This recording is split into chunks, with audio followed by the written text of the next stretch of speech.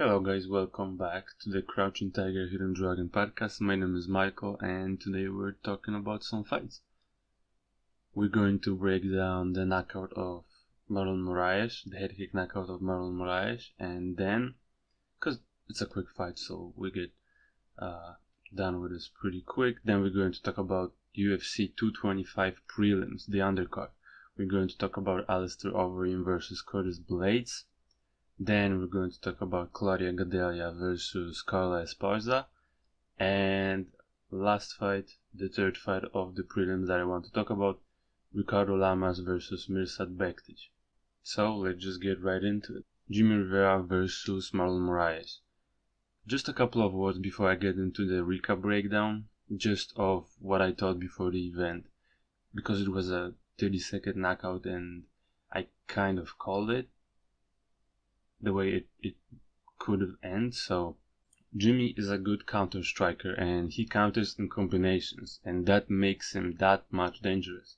You don't see a lot of guys countering combinations, and in his last fight, the first time he dropped Thomas Almeida was a good example of that. This is the sequence. Jimmy pressures Almeida and throws a 2-punch combination to the body, right hand and a left hook that follows after that. Then Almeida tries to counter with 1-2 and Jimmy avoids that by sliding out of range.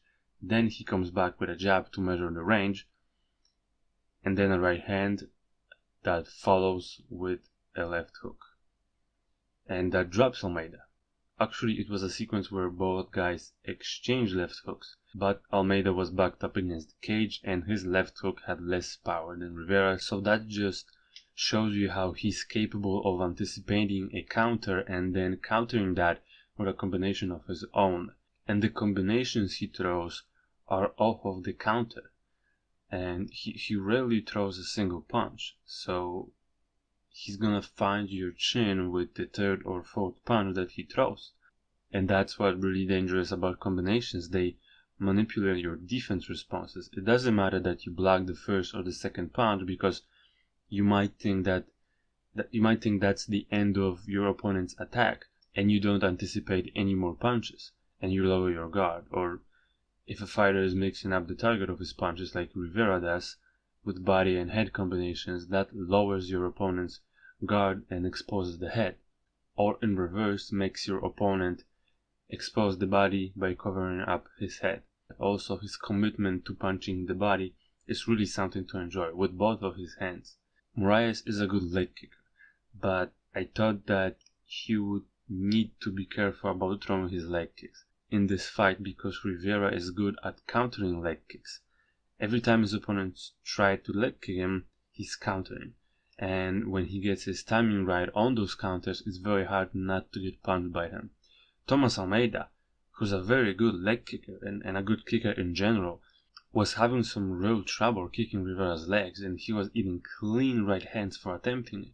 So I thought that Moraes needs to be careful when he decides to kick Rivera's legs. He needs to set them up first. Another thing that Moraes can't do is to stand right in front of Rivera. I thought that he cannot become an easy target. He needs to minimize the opportunities for Rivera to counter him. Now, that doesn't mean he needs to stop throwing at him. It means that he needs to choose his strikes right, and I felt that kicks would be a good weapon for Moraes to do that, both up high and down low. It kind of reminded me of what TJ Dillashaw did in his last fight with Cody Garbrandt. When they were boxing each other, Cody was able to counter TJ most of the time, but then TJ started to kick Cody more and more, and in the second round I believe TJ was able to get in and get his hands going. So a head kick would be a good weapon for Moraes, because Rivera has to block the kick by bringing his hands up to protect his head, and that would kind of shut down Rivera's right hand. So if Moraes does that and then gets his hands going, I thought that he could have more success with his boxing. And if I'm remembering right, Thomas Almeida was able to sneak a head kick on Rivera in their last fight, so if Moraes makes a good read, he can sneak one himself, and he actually has a good head kick setup game. He actually sets it up very well, so the head kick knockout was kind of what I thought might happen, just not as fast as it did. I thought that it might take more time to set up the head kick and use it to shut down Rivera's right hand, but it happened very quickly. Before Moraes fired the kick, he feinted it with a jab, so it came a little bit slower than usual. Not slower in a way of speed, but in a way of rhythm. And that made Rivera's reaction a little slower too. He didn't see it coming until, well, he saw it coming. And his reaction was to cover his ribs. He thought that it was going to the body, but unfortunately it was right to the side of his head. You know, it's a simple setup with a jab, just kind of hiding it and then making it appear like it's slower with the rhythm. But hey, it worked. And I know it was a 30-second knockout and very good performance from Marlon Moraes, but it kind of makes me think how this fight would look like if it was longer. Because they didn't exchange any punches, I think. I mean, there was a couple of jabs and both fighters trying to figure out the range. And I wanted to see an exciting back and forth technical fight. It kind of reminded me of Jose Aldo versus Conor McGregor. But I can't take away the victory from Marlon Moraes, and congrats to him. That was a goddamn good knockout. Quick fight, quick breakdown of that fight, and let's move on to our UFC 225 prelims. The first fight we're talking about is Alistair Overeem versus Curtis Blayeds. Okay, this is probably the most intriguing fight of the undercard, just the stylistic matchup of it, just of where both of the fighters are in their careers. So, Alistair Overeem is coming off of a knockout loss to Francis Ngannou. Of course, everybody remembers that. Previously, he had a fight with Fabricio Verdum, and that one was not good. Just not a lot of happened. That fight didn't make any of the fighters look good. Fabricio Verdum didn't look good, and Overeem didn't look good either. So, the last time that Overeem looked good, it was against Mark Hunt, just a little over a year ago. In that fight, he displayed a very good game plan and followed it all the way through. So the game plan was to limit the exchanges with Hunt by avoiding the pocket. So Overeem would circle out in the open space, and Mark Hunt's response to that was to leg kick Overeem. And Overeem did a good job of checking them and from time to time countering them. It was a really good read, and Overeem looked really good in that fight. Plus, the left kick that he was throwing, which he mixed up with his left hand, that was also a favor of Mirko Cro Cop, and the left hand is probably one of the best punches of Overeem right now. So he was doing a good job with that. And every time Mark Hunt tried to close the distance, Overeem would either move away, fire the front kick to the body, or his left hand to stop the movement, or he would clinch up. And that's a very smart thing to do when your opponent wants to either pressure you or move on into you. Because what your opponent tries to do is to collapse the distance between him and you. But if you see his initiative and you collapse the distance yourself and get into the clinch or smother your opponent's punches, then it's like you're dictating the exchange. And that's what Overeem did. And it was to avoid the pocket. And if Mark Hunt gets too close, dive into the clinch. And this is important. Get into the clinch on your own terms. That's a very important thing.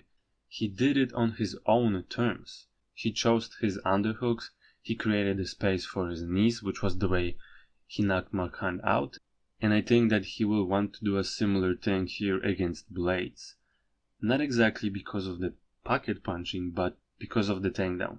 Curtis Blayeds stylistically is a wrestler, probably one of the best in the division, if not the best in the division. He took Mark Hunt down 10 times in 15 minutes. The only other people to take Mark Hunt down were the current heavyweight champion Stipe Miocic and the former heavyweight champion Brock Lesnar. Are you fucking kidding me?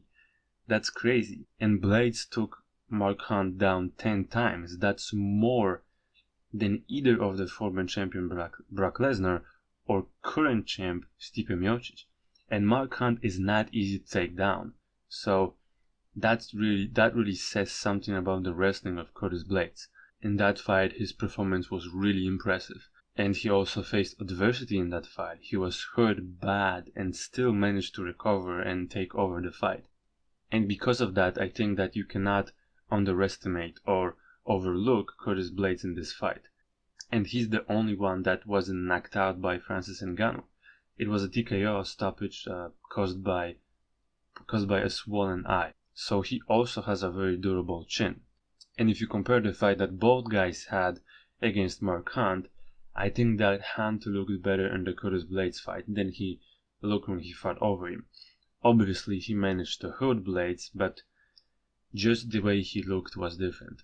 In the Overeem fight, after the first round, it looked like he didn't want it to fight anymore, like he was over it. I think he was also the time when he had some beef with the UFC after Brock Lesnar tested positive for steroids, so that might have played a role on the mental part of the fight. In his Mark Hunt fight, Blaydes' wrestling looked really good, but what impressed me more is how he got his wrestling to work in the first place.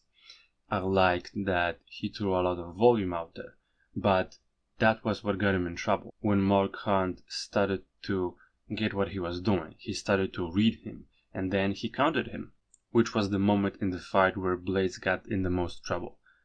So later on, what Blaydes did was to draw out the counter of Mark Hunt and then counter that with his takedowns. He figured out how to make his wrestling work, and he did that successfully. He could have just done the Damian Maia thing and tried the same thing over and over again, or he could adjust, and that's just what he did. That was a very impressive performance. Both of those guys looked really good against Hunt, and I know that's not like a crazy telling read to make, because styles make fights, and the styles that will clash at UFC 225 are the styles of Overeem and Blaydes, not Mark Hunt and one of those guys. So let's talk about how they match up. It's most likely going to be a striker versus wrestler kind of matchup. The difference is that Blaydes is more willing to strike than Overeem is willing to wrestle. And I think that this will be important because of the way Curtis Blaydes make his wrestling work and just the way he fights, which is to blend both the striking and his wrestling. And Overeem is the kickboxer in this matchup. Because of Blaydes being such a good wrestler, I think that Overeem will want to stay away from the close range. Kind of what he did against Mark Hunt, but instead of being worried about the pocket, he will want to stay away from the wrestling. And the way to do that is kind of similar to staying away from the pocket. I mean, you can still shoot from longer range than you can punch, but that's more visible and predictable without any setup. So the only problem for Overeem in doing that is the pace of the fight, because to control the range at which the fight takes place, you also have to control the pace of the fight. Those two things work together, and because of the high pace at which Blaydes fights, this will be harder to do for Overeem. Against Hunt, it worked because Hunt wanted to be close to Overeem and then let his strikes go. But Blaydes doesn't have to do that. He will just throw the volume out there, and if that volume makes Overeem think, and if it makes him work, then he will have less and less of those opportunities of staying away from Blaydes' wrestling as the fight goes on. Blaydes is still a young fighter. He has been fighting only for 4 years actually, and although he can make adjustments, he still struggles with range and distance, and Overeem used the range very well against Mark Hunt. Blaydes still can be timed and counter, and if he's not careful, Overeem can make him pay. And that's the most dangerous part of this matchup for Blaydes, because the more punches Blaydes throws, the more opportunities and the more information he gives to Overeem to counter him. Although Blaydes is very durable, Overeem is still a top 5 fighter in the division, and Blaydes is still young and still learning, so he needs to be really thoughtful in his approach, which I'm not doubtful about because of the way he adjusted while still hurt in his fight with Mark Hunt. So if Blaydes can draw out the counter and then duck under for a takedown, then he's going to most likely take Overeem down, which is not a regular occurrence. I mean, who has Overeem fought that was a good wrestler, which is not exactly a thing in the heavyweight division. Stipe Miocic might have been the best wrestler Overeem fought in the last 7 years since the Brock Lesnar fight. So he hasn't been taken down a lot, but so wasn't Mark Hunt, and Blaydes still made that happen. So I think this will come down to the close range and what decisions both of those fighters make. If Overeem gets Blaydes' timing right and he can counter him or clinch up with him, knee him once or twice in the gut, and then break off the clinch, and then do it over and over again like he did to Mark Hunt, that's his path to victory. But if Curtis Blaydes makes Overeem throw back at him and then takes those opportunities to take him down, I think he can kind of out-wrestle him, if not out-grind him on the fence. And Blaydes is improving rapidly on the feet. He improved his pocket punching, and now he's more comfortable on the feet, so it's not like he's just going to try to take him down. He stood in there with Mark Hunt until he got clipped and figured out that's not how he's going to win this fight, and then he adjusted, and that won him the fight. So I feel like the close range will be the place where both of those fighters will need to make right decisions. One thing that I feel Blaydes can be successful with is drawing out the counter from Overeem and countering that with his takedowns. And it's kind of what Ngannou did to Overeem, but with punches. Ngannou was able to draw out the counter and then counter that against Overeem, and Blaydes had success with that in his Mark Hunt fight. So I mean, they are both good kickboxers, Overeem and Mark Hunt, and if it worked against both of them, then I don't see a reason why it wouldn't work again, especially because of Blaydes' volume. He walks at a high pace, and his conditioning is very good for a heavyweight, so it will be interesting to see how that will affect the fight. Because Blaydes' pace is higher than Overeem's, and if Overeem will want to avoid the pocket and the close range because of the takedown threat, then Blaydes will not give him a lot of opportunities to do that. If he throws a lot of volume, he's going to make him work. And I think that because of the fact that Overeem's chin is not what it used to be, I mean, sure, the Ngannou knockout was out of this world, and after that Overeem only took 6 months off, so I don't think that's good for his brain and his confidence, because here's another thing. Overeem struggled with confidence before, and he's that kind of a fighter that has to feel confident. He needs to be winning the fight from the very beginning. He needs to feel that he's in control. And let's look at his previous fights. He doesn't have a lot of comeback performances and recoveries like, for example, Blaydes did in his last fight.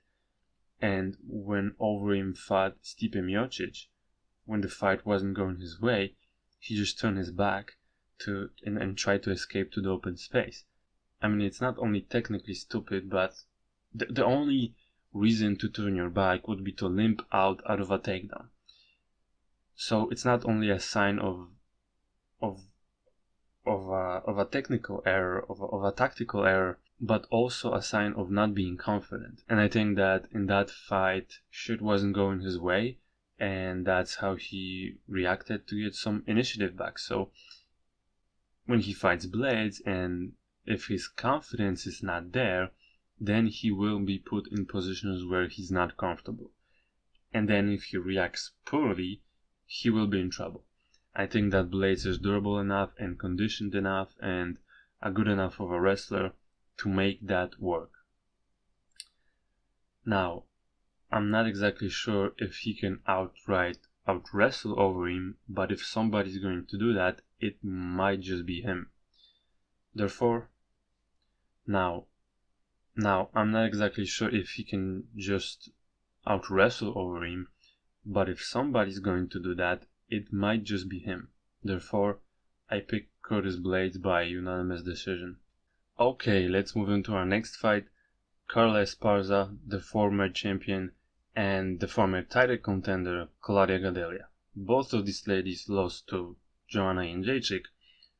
Although Claudia was more competitive on the feet, this fight will have to deal with both girls wrestling and grappling besides of the striking, because I think that in this fight we will get a little bit of everything. So stylistically, this is an interesting matchup. I feel like people would say that this is a grappler versus grappler kind of matchup, but both ladies can fight very well on their feet. I would have to say that Gadelha is a better striker, but she tends to gas later on in her fights. But each fight starts on the feet, and I would not be surprised if both of those ladies want to take the other down. And the thing is that wrestling starts on the feet. And in Carla's fight with Ronda Marcos, the active feints and fakes made Carla's takedown less effective. I mean, she still got some takedowns. It was more likely because Ronda is more willing to scramble than Gadelha is. So if Carla wants to take Gadelha down, I don't know if she'll be able, but if she wants to, she needs to make Gadelha work on the feet. The striking will set up her wrestling. She needs to work her right hand like she did in her last fight, and if she finds the path for her right hand and avoids getting countered, she can start to take over in the later rounds as the fight goes on. I don't think that she will make Gadelha tired like Jessica Andrade did by just pressuring and throwing a lot of strikes at her. What she needs to do is to make her work on the feet and then attempt takedowns off of her right hand. In that way, she's going to make some target of her attacks. That would be the very best bet for him to win this fight, is to make Gadelha work, and later on in the fight, as Gadelha becomes more tired, then she could take her down more easily. I don't think that will happen though. I'm confident in picking Gadelha here for a couple of reasons. On the feet, she's crisper with her jab and her combinations. The triggers for her counters are nice and crisp too, and she can counter with takedowns also. I remember in Carla's last fight, Cynthia Calvillo was able to take Carla down by shooting reactive takedowns. And if Claudia can time Carla's right hand, I think that she will be able to counter her both with her punches and also duck underneath it and get a reactive takedown. And even if she doesn't get the takedown and gets into the body lock position or the clinch, she's really good in there too, with trips and drags. I mean, she was able to take Carolina down from a body lock, and Carolina being a fighter who's really good in the clinch. So I do think that Gadelha is a better wrestler here. I know that Carla has some wrestling background, but just looking what they were able to do with the wrestling in a couple of their last fights, and just looking at the skill level, I think that Gadelha had a better time taking her opponents down.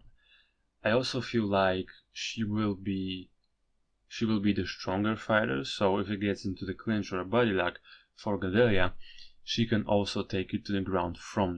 And Gadelha is really strong and really control heavy on top. So, and Claudia is a very accomplished grappler, and if Cynthia Calvillo was able to take and control Esparza, then I think that Gadelha will have success there too. She's just so good on top. I mean, she's almost unshakable. If she can establish top control, she's going to keep it until the end of the round. If Claudia can take Esparza down, I think that she will be able to ride it out until the end of the round. One thing that I noticed about Gadelha is that she's good on the break. When she leaves the clinch, she can sneak on an elbow and some punches in there too. So there's another level of danger for Carla here, if she's not careful. I think that Gadelha will be able to counter Carla on the feet. Esparza's right hand seems to be her best punch, and she can time it well when she fights fighters who are not that experienced in striking, just like she did in her last fight. The problem is that it comes in one speed. The depth of the skill isn't there for Carla yet. And Claudia Gadelha, on the other hand, has much more tricks up her sleeve. She's definitely the more powerful puncher. Her combinations are on point. when she gets into the pocket, she's not afraid to bind down and throw, and I think that's what can make this fight interesting. The fact that both ladies don't like to give ground. I don't think that it will be a brawl, but the first couple of exchanges will tell who will be more authoritative. And because of gadelha's combinations and her power, I think that it will be her. As far as the pace of the fight goes, I don't think that Carla would throw the amount of volume that Jessica Andrade or Joanna did against gadelha. So if she wants to make gadelha work, she needs to do that with both her striking and her wrestling. Gadelha seems to always have a slower third round.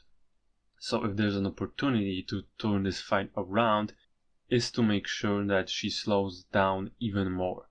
But I don't see how Carla accomplishes that. She doesn't throw the amount of volume that two previous fighters that gadelha lost to throw, and her grappling and wrestling isn't as strong as Jessica Andrade, so I see in this fight gadelha working on the feet, feeling out what Carla has for her before she works her takedown game, and if she gets her takedowns, then her top control is so good that I can see her getting a clean decision and taking Carla down maybe 1 or 2 times per round. And it's not like Carla's a bad wrestler. I think that gadelha is probably the best wrestler and the best takedown artist in the division, so I can see just gadelha working Carla on the feet with her combinations there and you know, get into the pocket and then get her wrestling game going, and I can see her getting a decision. So I'm picking Claudia gadelha by unanimous decision. I feel like she can win 2 out of 3 rounds, if not 3. So Claudia gadelha unanimous decision, that is my pick. And that gets us into our last fight of the podcast that I want to talk about, Ricardo Lamas versus Mirsad Bektic. Bektic is a very exciting prospect, and I think that this fight with Lamas will tell us where he can go from here. Can he compete with the top of the top? We'll see. Mirsad Bektic is explosive on the feet. He's really athletic. He walks behind a quick jab and he's working towards the pocket where he uses his combinations. But the real danger comes from his wrestling. He's a very, very good wrestler. His takedowns are powerful, and when he gets a hold of you, he can chain them together and get into those scrambles where he can hit you while you keep moving. He's also very strong on top and quite brutal. His ground and pound is vicious, and he wins most of his fights because of his wrestling. Ricardo Lamas, although a good wrestler, he's more focused on control. He would much rather to remain on top and elbow your face than to let you scramble like Bektic does. On the feet, Lamas is quick and powerful. The pace is an interesting thing here too, because Lamas throws something like 8 strikes a minute, maybe even 9 when he fights a high-paced fighter like when he fought Max Holloway. And Mirsad Bektic threw almost 200 strikes in 13 minutes when he fought Darren Elkins. That's 15 strikes a minute. That's a high pace. Both guys had their losses recently. Lamas got knocked out cold by Josh Emmett, and it was more of a matter of getting caught. Lamas got his leg kick counter and got hit with a hard shot while he was standing on one foot, so, you know, it could happen to anyone. Bektic has his first loss 2 fights ago, which was a typical prospect loss, which usually happens early in the prospect's career, and it happens for 2 reasons. Well, kind of one reason, but it has 2 parts. The inexperience of the fighter and the fight IQ. He made a couple of bad decisions which led to him losing the fight. The fact that he got tired also played a role here. But the main reason for him losing the fight was to wrestle Elkins on the cage instead of in open space, and that made him fight the fight that Elkins wants to fight, and that got him tired. Then Darren Elkins was slowly gaining his initiative back until the opportunity to finish the fight presented itself, and he took it. Those prospect losses happen against older, experienced, crafty and durable fighters. And it's not like Bektic finally met a fighter better than him. It's just a loss that happens to talented but inexperienced fighters, and in most cases those fighters learn from that. It's almost like they need a prospect loss. For example, Conor McGregor had 2 of those losses, and maybe even 3 if you count the Nate Diaz fight. Of course, it's not exactly a prospect loss, but it kind of looked like it. Conor's confidence put him in a position where he can't recover from. Against Nate Diaz, he went balls to the wall trying to finish him with every punch he threw, and that got him tired. Then Nate started to land his shots until he landed those that made Conor wobbly, and then the rest of the fight you guys know. In their second fight, that was not the case. Conor fought against type. He didn't went balls to the wall this time. Even when he got Diaz hurt, he stayed composed because he had to in order to win this fight. Mirsad Bektic's loss was similar. He tried fighting the fight his opponent wanted him to fight. And even though Bektic lost, he still looked really good until he got finished, until he got tired. So I feel like here against Ricardo Lamas, who's an opportunistic fighter, Bektic won't be allowed to make a lot of mistakes. Because Ricardo Lamas is an opportunistic fighter and he has a very, very good killer instinct, both on the feet and on the ground. So let's talk about how those two match up both on the ground and on the feet, considering the killer instinct of Ricardo Lamas and the decision making of Bektic that can get him in trouble. So if Bektic tries to wrestle Lamas on the cage, I think he can get some takedowns, but if he gets sloppy and lifts his neck in there, Ricardo Lamas will jump on that opportunity and grab a guillotine choke or transition to the back and maybe even take his back. One thing that worries me for Bektic here is that 2 fights ago he had that prospect loss we talked about a minute ago, and if he makes similar mistakes here against an opportunistic fighter with a nasty killer instinct, it can put Bektic in some trouble. On the feet, it's kind of the same thing. Bektic is fast and athletic, but he has one gear. It's always 100%. And if you go 100% all the time, it doesn't matter that you're fast and powerful because it becomes predictable and can be timed, which I think Lamas has a chance of doing. Just landing one knockout punch. He's crisp and fast and capable of doing that. When he gets an opportunity, he's going to take it and make it count.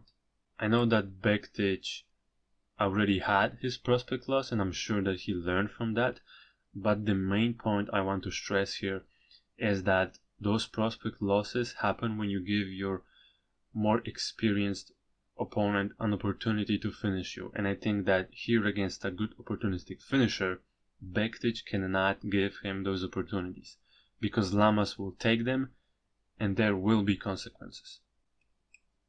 So if Bektic is going to win here, I would like him to see wrestled off of his punches. He needs to make the wrestling be the main dish while not skipping over the appetizers.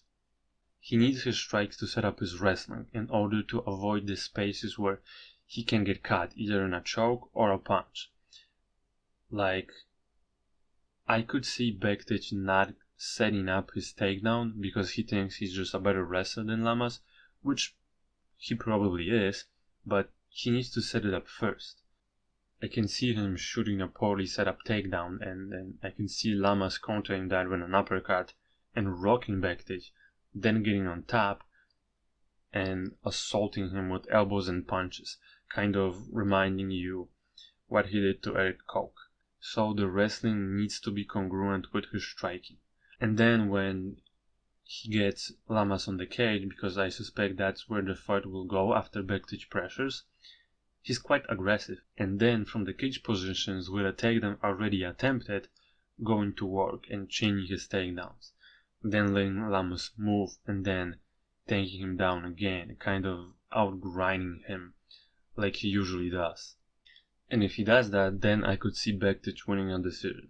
But if he makes some silly mistakes or loses focus in a scramble, he can get his second prospect loss handed to him. Also, we talked about the pace before, and that Bektic throws almost a double the amount of strikes that Lamas throws, which fits his fighting style. So if it becomes that grinding fight, man, Bektic is going to rack up the volume and just, turn up the pace, and that's, I think, how he can win the fight. And Lamas will have to search for those opportunities, most likely on the feet, then in wrestling exchanges, because if he gets sucked into that wrestling grinding fight, I don't think he can turn it around and win a decision. So if he's going to look for those opportunities, it will have to be on the feet. I think that Bektic can out-wrestle Lamas. I think that he's strong enough and good enough for a wrestler that if he blends his strikes and takedowns together, he can just outgrind Lamas.